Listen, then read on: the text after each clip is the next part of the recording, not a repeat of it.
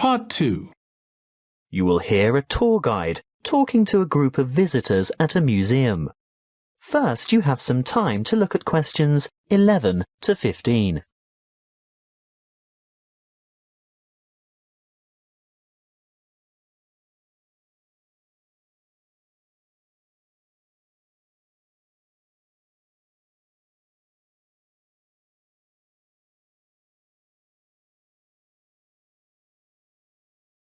Listen carefully and answer questions 11 to 15.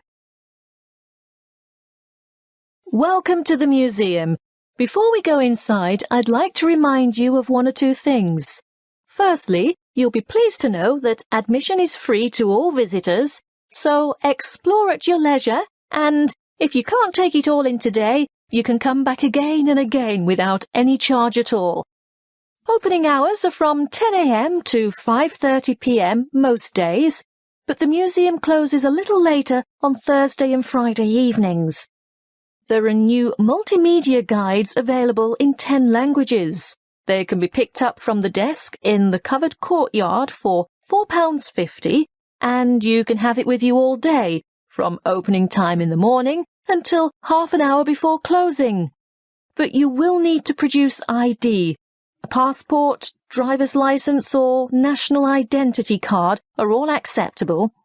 These multimedia guides have audio commentary as well as images and an interactive map for easy navigation.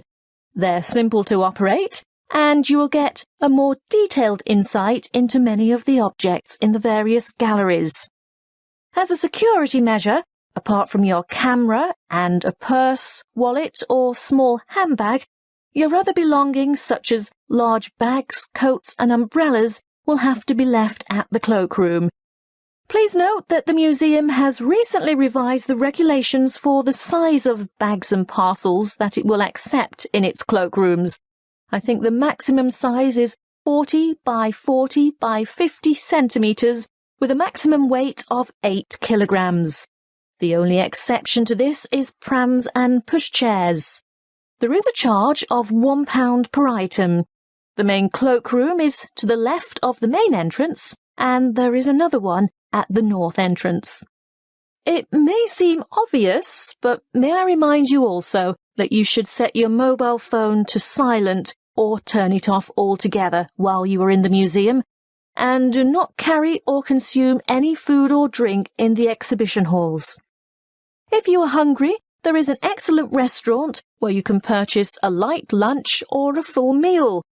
If it's just a hot beverage you want, then I can recommend taking a break at the Gallery Cafe.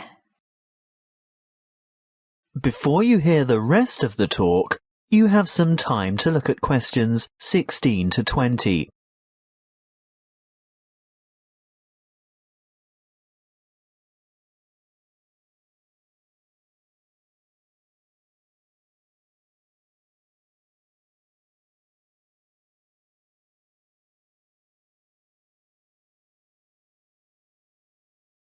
Now listen and answer questions 16 to 20. As we enter the museum from the south by going through the main entrance, as I said before, you'll find the cloakroom immediately on your left, and on your right is the museum shop. They have an outstanding range of postcards and souvenirs in there, and it's well worth a visit, but perhaps best left till you're on your way out. Then you'll know exactly what you want. The big room to the right of the entrance, behind the shop, is the reference library. Straight ahead of you, yes, the huge circular room is the main reading room. If you decide to go in there, please keep noise to a minimum out of respect for the writers and scholars who use it for their research. The reading room is surrounded by what is known as the Great Court. Indeed, it used to be an open courtyard, but you will see that it is now completely covered by a magnificent glass and steel structure. If you walk around the Great Court in a clockwise direction, on the west side, you'll see the entrance to the Long Hall of Ancient Egypt, which has an amazing collection of Egyptian antiquities. The gallery behind the reading room, directly opposite the entrance, is devoted to China and Southeast Asia.